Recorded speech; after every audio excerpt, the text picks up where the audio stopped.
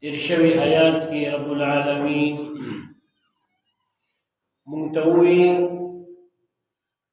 چتا سداوائے چه اهدنا الصراط المستقیم منتو خیلی غلارا نی غلارا صراط المستقیم خو اللہ تا معلوم ہوا چه دا کم لارا ومونتا خوندا معلوم چه صراط المستقیم کم لارا دا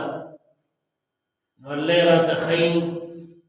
چه صراط الذین لار دا حق کسانو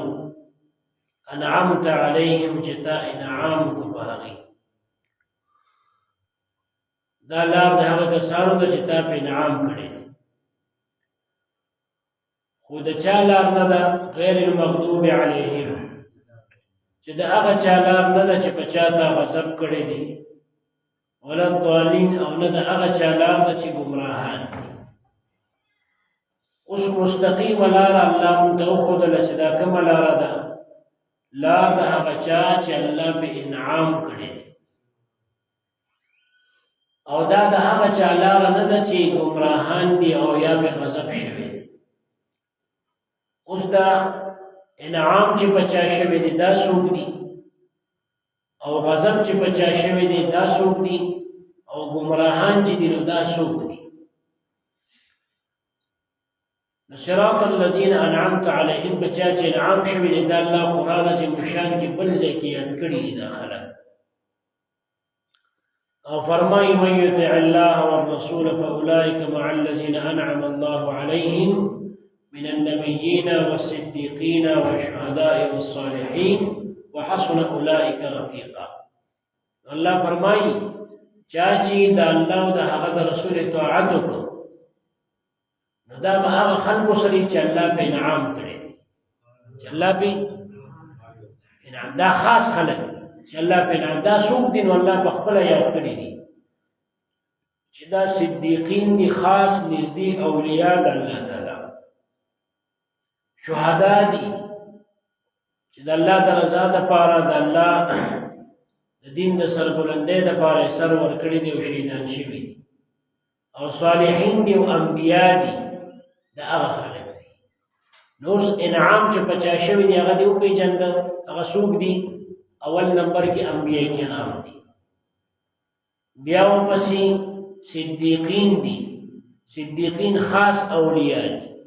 لکه صحابه کرام د نبی علیه السلام دغه رنګ د هر پیغمبر خاص مرګري او صالحین بیا دی پسې درجه اولیاء دي او شهدا دا خلق هغه دي چې الله په انعام کړي چې انعام په کړي دا انعام په کړي دي چې دې د خپل لار آسانه کړي دا او دې د الله په لار باندې صحیح روان دي دا هغه خلق نو سګورا بسم لار باندې تک بغیر د انبیاونا بغیر د اولیاونا نکیږي انبیاء او اولیاونا بغیر نکیږي سو کوئی چې صراط مستقیم زما دې صراط مستقیم د انبیاونا د اولیاونا د شهدا د لارې او د صالحین د لارې نه معلومي او د الله قران کې ویلي نو دلته وایو چې مونږ ته سم لار اوخه او سم لار د چا ده د هغه خلکو د چې انعام پېښوي او الله قرآن کې بل ځای کې ویلي آیات مې درته ووایي چې انعام په چا شوي دي په انبیاو شوي دي انعام په چا شوي دي په انبیاو شوي دي په صدیقینو شوي دي په صالحینو شوي دي او په شهداو شوي دي نو دي چې په کومه لارې نو هغه صراط مستقیم مطلب د الله د دوست نه د ولی نه بغیر کار نه کی د نبی نه بغیر کار نه کیږي د الله د پیغمبر نه بغیر نو داغه د محبت نه بغیر هم کار نه کیږي او دا رنګ د اولیاء او د محبت نه بغیر هم کار نه کیږي اوس اولیاء څوک دي نو انبیاء پس اولیاء دي اولیاء د نبی نے سلام صحابه په شمول د اهل بیت او په شمول د تابعین او تبع تابعین او د امت چې څومره نیکان صالحان دي هغه او شهدا دی وجنا د دې دوستانه چې کې او دې سره کېنی نو په دغه صراط مستقیم دي پیدایشي په صراط مستقیم صرف پیغمبر روان وي ها چې پیدایشي وي او هغه د سره گمراه کیږي نو بیلاری کیږي نو دا د الله پیغمبران دي نور د انبیانو نه علاوه چې څوک هم دي نو دې هر ټیم کې گمراه کیدي شي او که دې ځان د گمراهۍ نه بچ کول غواړي نو د انبیانو سره به کینی اوس خو انبیا شته نه په دنیا کې نو د انبیا وارثان چې هغه علما دي چې عمل دي کوي او د اولیاء منونکي دي د دې معنا دا ده چې ظاهر باطن حاصل کړي ظاهري علم د کتابونو باطن علم روحاني علم طریقت چې ورته وایي دا اولیاء دي دې سره به کینې نو په صراط مستقیم باندې کته نه وځه په خپل ځم په خپل ځم چاته به ضرورت نشته بس لار مې چې کړې ده نو الله قرآن کې ویلي دي چې سیده لار بغیر د دین شته نه ته به څنګه په سیده لاړ شي په سیده ولې دی بوزي ځکه چې هر ځای کې هر لار کې دنیا کې ته په هر لار ځې او هر کار کې نو یو مشر بخامخا پکاري یو استاد به پکاري چې هغه درته چې هغه داسې وي چې هغه مخکې په دې لاره تلي او لارې ورته معلومي دا بخامخا نبی علیه السلام مبارک چې مکې معظمې نه مدینې منورې ته هجرت کو سره د دې نه چې صدیق اکبر رضی الله عنه وسره اب شام د تجارت د تر لاره ورته معلومه وه نبی علیه السلام په پیسو باندې یو کس اونی و عبد الله بن عریقط نومي رضی الله عنه بیا وروسته صحابي دي چې ته مونږ ته وی لاره ښیې ځکه ته د هغه په دې لاره ښه معلوم حالانکه یو کافر و هغه ټیم دی د دې په اعتماد و چې زموږ به چاته ښیي نه نو یو کار بغیر د استاد نه د مشر نه نه کېږي په خپله اټومیټک باندې چې کې نو بیا به د کار خراب وي او چې ته په خپله زه به په دین به په خپله پوهېږم او بس په خپله به کتابونه وایم او استاذ ته مې ضرورت نشته نو په داسې ځای کې به غرق شي چې د روژتولو به دې هم څوک وي استاذ به خامخا پکاري په هره لاره کې استاذ پکاري نو دې وجې نه الله موږ ته فرمایلي دي چې صراط مستقیم کومه ده دا هغه لاره ده چې الله په کومو خلکو انعام کړی دی اوس الله موږ ته د هغې لاره ولې ښیي نو هغوی داسې یو سمه لاره باندې تلي چې هغه د عامو انسانانو وس نه دي ګوره چې الله تعالی آدم علیه السلام ته ویلي چې دې اونې ته به نه نږدې کېږي جنت کې خبره خو درته یاده ده ور روانه هم ده او هغه نه ایره وشو په قصد یې نه کړي خو شیطان ورته ووایي داسې یو اونه درته ښیم چې همیشه به دلته یو قسم یې ورته د الله د نوم وخوړو نو ته وایي زه د الله د نوم به څوک قسم نه خوري نو هغه خبره ته ایره شو د الله حکم ته ایر شو د الله قرآن کې ویلي فنسي ولم نجد له عزما چې دنه ایره شوی و اوس آدم علیه السلام په ایره باندې هغه اونې ته نږدې شو میوه وخوړه نو په ایره موته الله نیسي جواب راکوه نه نیسي او هغه د جنت ته راکوز کو څه د پاسه 300 کاله هغه جړلي و په دې خپله هیره باندې اوس چې په ایره باندې دې څه د پاسه 300 کاله جاړي او ګناه دې کېږي نه نو هغسې څوک شته بیا نشته نو ځکه خو الله مونږ تاسو ته وایي چې د هغې لاره باندې به ځئ یا دې خوا راشه نوح علیه السلام 900 کاله د قوم د طرفه د تعزیت میلاو شوي 900 کاله حق لارې ته هغه رابلل 900 کاله پسې ورته خیرې وکړو چې خدایه رب لا تذر على الارض من الكافرین دیاره خدایه د مخ په ځمکه د ځمکې په مخ باندې څوک هم د کافر کور پرې نه دي یو پرې نه دي او بیا دا مو انک ان تذرهم یضلوا عبادک که تا دې پرېښودل نو ستا ګمراهان به ګمراه دي ستا بندګان به ګمراه دي ولا یلدوا الا فاجرا کفارا او دینه چې کوم پیدا کېږي نو هغه فاجران او کافر نو غرق کې ټول نو بیا غرق شو دومره څوک صبر کولی شي یا د ابراهیم علیه السلام په شان چې هغه ته الله ویلي چې زوی دی هلاک کړه او هغه زوی چې په بوډاوالي کې الله ورکړی او ډېرو دعاګانو باندې او بچی یې نورونه اسماعیل علیه السلام څه په سختو په تکلیفونو یې غوښتې او بیا ورته الله وایي چې زلمی شو د منډې ترډې قابل شوي دا اوس هلاک هغه چړۍ ته سمله او بیا هغسې زوی اسماعیل علیه السلام چې هغه چړۍ ته سملاست داسې څوک کولی شي نو الله به خود مونږ ته وایي چې د دې په لار لاړ شي یا دې خوا چې وګورې موسی علیه السلام چې هغه کله بني اسرائیلو کې یو موقع باندې تقریر کوو چې ورته ستا نه غټ عالم شته وي نه نو د هغه نه خو غټ عالم نه و لکه د الله عظیم پیغمبر خو الله ملامته کوي تا داسې ولي وي تا به ویلو چې الله ته ښه پته ده شابه اوس لاړ شه یو علاقې ته ولېږه خضر علیه السلام په نوم باندې د الله پیغمبر و، حالانکې هغه د ده نه مقام کې کم دی. اولو العزم انبیاو کې دی، هغه اولو العزم کې نه دی، د هغه په نبوت کې مې اختلاف دی، څوک وایي پیغمبر دی څوک وایي نه دی خضر علیه السلام. والله وایي شابه د هغه شاګردي به کوي، هغه هغې ته غاړه کېښوده، داسې نه چې نه زه داسې عظیم پیغمبر یم ورته به ځم، داسې یو پسې راځنو. د انبیاو واقعات ډېر دي، ټیم به ډېر زیات ولګي، خو مونږ ته چې الله فرمایلي دي چې تاسو د دې تابعداري وکړئ، نو هغوی هغه کارونه کړي چې نور انسانان د انبیاو نه بغیر هغه نشي کولی. او نبي علیه السلام ته الله څه وایي؟ اولئک الذین هدى الله فبهداه مقتدی. د انبیاو ذکر ورته الله قرآن کې کړی دی، وی د دې ټولو په لاره ته لاړ شه. دا څه وړه خبره ده، د 1,40,000 کم او زیات انبیاو کې چې کم کمالات او صفتونه یې دا ټول ځان کې پیدا کړي،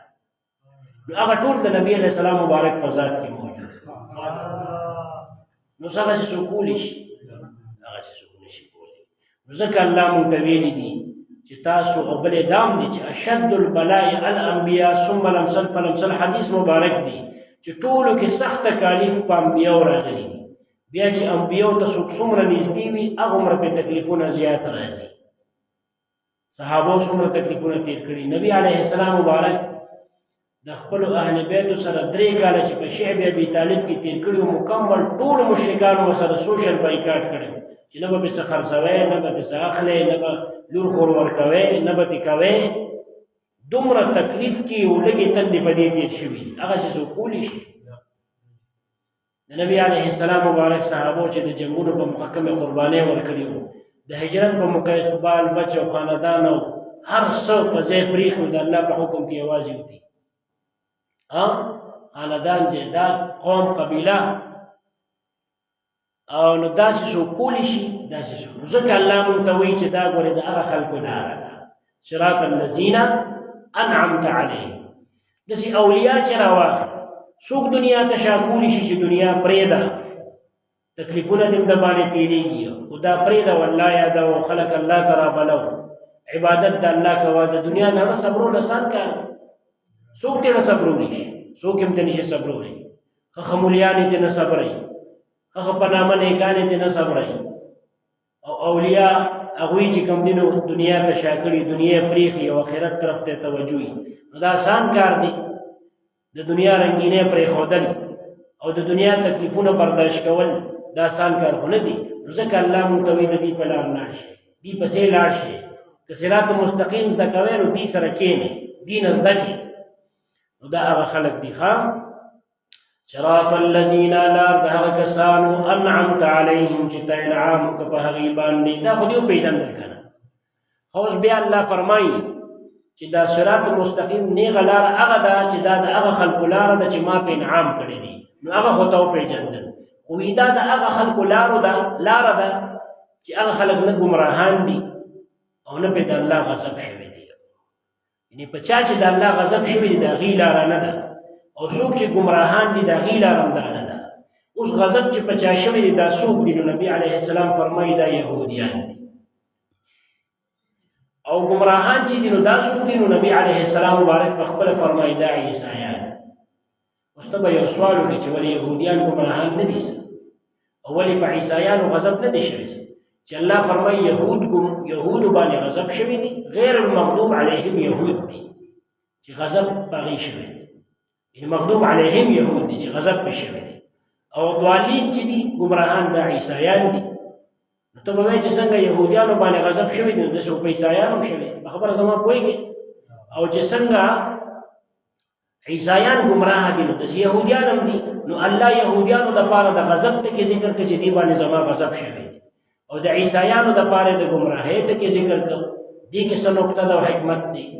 نو دې کې دا حکمت دی چې یهودیانو ته مغضوب علیهم ځکه وایي چې په دې غضب شوی دی چې دې د الله د انبیاو په دشمنۍ کې دومره حد ته ورسېدل چې ډېر انبیا ډېر وجلي دي، ډېر انبیا کرام دي وجلو. یحیی علیه السلام، زکریا علیه السلام او عیسی علیه السلام د وجلو کوشش کړی خو هغه ته الله بچ کړه، اسمان ته وخېژه. نو دې د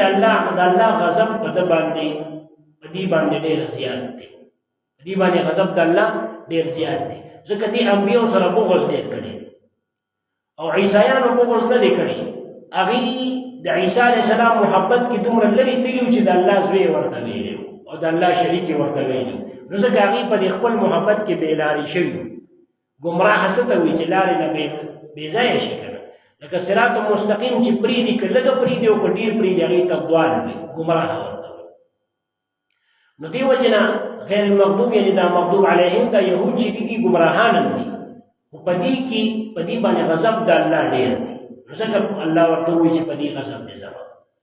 او دا عیسایان چې کوم دي په دې هم د الله غضب دی، خو دې ګمراهۍ کې ډېر تللي دي، نو دې ګمراهان زیات دي، نو ځکه الله د دې صفت د ګمراهۍ ذکر کړ. نو دې دپاره عربۍ کې راځي دوال څه ګمراه، دوالي ګمراهان. دا دوال چې کوم دی دوال یا دلال دا هر ځای کې د ګمراهۍ په معنا نه ښه دا ټکي پوخ یاد کړئ. لکه قرآن عظیم الشان کې د نبي علیه السلام دپاره الله دا ټکي ذکر کړي، خو د هغې دا معنا نه ده، ځکه د ترجمې دپاره د پوره علم ضرورت دی. اوس که ته د اردو تفسیر راواله د پښتو او کې نو هلته به د ګمراهۍ معنا وکړي، نو ځان به د ایمان نه خلاصي. لکه کله چې یعقوب علیه السلام یوسف علیه السلام د خپل وروڼه ایثار که ځان سره که نه، کیسه خو درته څه معلوم هم ده او راروان هم د 11مه سپاره کې. نو هغې ورته ووایي چې پلار د یعقوب علیه السلام تا پسې ډېر زیات خفه دي او د سترګو نظر یې تللی دی. نو هغه له کمیس ورکوي، زه دا کمیس والی او زما د پلار په مخې واچوئ نو نظر به یې تللی شي. قرآن کې الله دا قصه ذکر کړې. نو چې دا کمیس رانږدې کېده نو دې په خوشبویۍ پوهېده یعقوب علیه السلام. نو هغې ته وایي یاره که تاسو ما ته غلط نسبت نه کوئ که نه، نو انی لاجد ریح یوسف، زه د یوسف علیه السلام خوشبویي محسوسوم. حالانکې دې په کنعان کې هغه په دغه کې په مصر کې خو لاره کې کمیس نږدې را روان و. نو زامنو ورته وی تالله انک لفی ضلالک القدیم، قسم مې دې په الله ته په پخوانۍ ضلالت کې. دې زامنو ورته وی د خپل پلار ته یعقوب علیه السلام ته چې د الله پیغمبر ته په پخوانۍ ضلالت کې. اوس که دلته د ضلالت د ګمراهۍ معنا وکړه چې زامنو پلار ته ووایي چې ته په پخوانۍ ګمراهۍ کې، نو خو بیا خو زامن کافر شو، ځکه چې د الله پیغمبر ته یې ګمراه ووایي. نو دلته دا معنا نه وه، نه د هغې دا مطلب و. هغې ورته وایي چې ته پخواني بېځایه محبت کوي، ځکه هغې به دا وي د ده بېځایه محبت دی د یوسف علیه السلام سره، یعنې هغه سره ډېره مینه کوي او موږ سره کمه کوي. نو ورته یې وایي ګوره هغه پخواني محبت کېږي، هغه بېځایه محبت چې د ده سره ډېر کوم هغې کېږي. دلته اوس د ضلال معنا ګمراهي نه شي کولی، بېدیني نه شي کولی. حالانکې ضلال بېدیني او ګمراهۍ ته وایي. زما په خبره خو پوهېږې که نه. دغه رنګې نبي علیه السلام ته الله فرمایي دی سورې ضحا کې چې ووجدک ضالا فهدا، ته مونږ وموندې ضال، نو هدایت هم درته وکړو، ته مونږ وموندې ضال. اوس د ضالین معنا خو دلته تا ګمراه وکړه، اوس هلته که دې د ګمراهۍ معنا وکړه خو د ایمان نه خلاصېږي. د دې څه معنا ده؟ ووجدک ضالا فهدا، ته مونږ وموندلې په خپل محبت کې، په خپل محبت کې بېلارې. نبی علیه السلام مبارک باندې چې کله لومبۍ وحی نازله شوه او بیا 3 کاله نه نازلېدله، ما درته سر کې خبره کړې وه. نو 3 کاله چې نه نازلې هغه مبارک وایي دا ولې نه نازلېږي؟ نو دې کې به هغه ډېر په شوق او ذوق کې بس داسې محبت یو چې دا به څنګه چلي. کله به یو غر سر ته وخته اوړه کې به یې وایي چېرې دې نه ځان وژغړو به څنګه چلو. نو د الله محبت کې داسې شوی و چې بیخي بس په ځان نه پوهېږه، د وجه د یو حال پرې راغلی 3 کاله.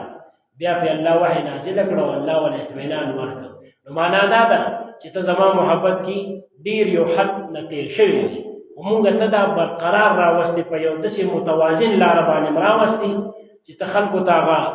د حق دعوت هم کې او ته خلکو ته خپل معجزات هم ښې او حق ته هم راولې او بیبیان هم کې او هغې سره تعلق هم ساتي او خلکو سره هم تعلق ساتي او د هغې مشکل هم حل کړي او هغې سره امدادونه هم کوي دنیا کې هم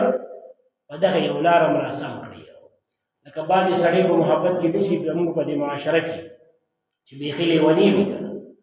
نه خوراک کوي نه څښاک کوي نه رشته دارانو سره تعلق ساتي نه څه نه څه. نو دا اوس دې په دې کې بېلارې شوي. بعضې سړی داسې وي چې اړه کې محبت هم وي، خوراک هم کوي څښاک هم کوي، د ده برداشت زیات وي، د ده برداشت څه وي قوت یې زیات وي، لوښې یې غټ وي. نبي علیه السلام باندې ته الله وي چې اول ستا برداشت د حد نه وتې، موږ ستا دا برداشت برابر کړه، په همدغه لاره درته وښوله. دغلته اوس د دلال دا معنا ده خبره زما پوهېږي. بیا وایي بل ځای کې دا موسی علیه السلام چې کله راغی او فرعون ته دعوت ورکړو چې ایمان وروړه نو هغه خو هغه کس وجلي موسی علیه السلام کړ وجلې نو خو ټکې تېوستې و هغه مړ شو کیسه درته یاده ده را به هم شي. نو چې راغی ده ورته معجزات وښودل هغه ورته یې ګوره ته ما رالوی کړې غټ مې کړې بیا دې مونږ کې کس قتل کړ نو هغه ورته فعلتها اذا وانا من الضالین ما خو په هغه ټیم کې چې دا قتل کړی نو زه په هغه ټیم کې د دوالینو نو سلته د دوالین معنا خو ګمراه نه شي کولی هغه خو ځان ته ګمراه نه وي موسی علیه السلام ځکه خو د الله پیغمبر و د دوالین معنا ناخبره وي ما خو چې هغه له ګزار ورکړي نو زه په دې خبر نه وم چې زما په ګزار به دې مړ کېږي خو ما ګزار ورکړ هغه مړ شو. من الضالین مطلب دا دی چې زه د ناخبرو نه وم چې د دې نتیجه به دا راشي د نتیجې نه خبر نه وم خبر زما پوهېږي نتیجې نه خبر نه وم. او بل د هیرې په معنا هم قرآن کې ذکر دی د ښځو ګواهۍ کې ذکر دی چې خلک ښځې ګواهي کوي نو د یو سړي په ځای به وي دوه ګواهان نو بیا الله فرمایي تضل احداهما فتذکر احداهما الاخرى ان تضل که یو ګمراه شي ګمراه معنا دا ده که یوې نه هیر شي که یو نه هیر شي نو بله به یې ورته یاد کړي دلته ضلال په معنا د هیرې او قرآن عظیم الشان کې الله سورة طه کې فرمایي لا یضل ربي ولا ینسى لا یضل ربي زما رب ګمراه کېږي نه دلته ګمراه کېږي نه مطلب غفلت دی چې الله غافله کېږي نه ولا ینسى نه ته هیره کېږي. موږ به انشاءالله پوه شوي چې ضلال په قرآن کې هر ځای کې د ګمراهۍ په معنا نه وي بعضې ژبو کې معناګانې بدلې وي نو هلته به احتیاط کې که هلته هم د ګمراهۍ معنا وکړي نو د ایمانه پرې خلاصېږي. ځکه موږ اکثر جګړه په دې چې هلکه ترجمه در چا کار نه دی تفسیر در چا کار نه دی دې له چې کوم دی نو ټوس عالم پکار دی چې دا فرقونه کولی شي. نو دلته ضالین معنا ګمراه دي او دینه مراد عیسایان دي. صراط الذین لا دغه کسانو انعمت علیهم چې د انعام په هغې باندې غیر المغضوب نه د غضب کړی شوو علیهم په دوی باندې غضب کړی شوي وي په چا باندې نو ما درته وي غضب په چا شوي دي په یهودیانو باندې ولا الضالین او نه لار د ګمراهانو یعنې عیسایانو یعنې داسې لار راته وښیي صراط الذین لار دغه کسانو انعمت علیهم چې تا په انعام وکړه چې هغه انبیا دي صدیقین دي صالحین دي او شهدا دي غیر المغضوب علیهم چې غضب پرې نه دي شوي چې یهودیان دي ولا الضالین او چې نه ګمراهان دي چې هغه عیسایان دي یعنې داسې لار راته وښیي چې د انبیاو صدیقینو شهداو صالحینو لارې او د یهودیانو عیسایانو لاره نه د دې دا معنا ده. پوه شوې اوس دا معنا ده. دې کې دوه خبرې سورې فاتحه کې پاتې شوې او انشاءالله بلې شپې له وکړو چې امین به وې څنګه به وې او څه معنا یې ده کوم ځای کې په تیزه وې او د دې څه فایده ده او د دې څه فضیلت دی. دویم سورې فاتحه چې کوم دی نو دا امام پسې به څنګه وې به که نه به وې نو دا به انشاءالله بلې شپې له ووایو. صدق الله العظیم. اللهم صل على سيدنا ومولانا محمد وآله وعترته بعدد كل معلوم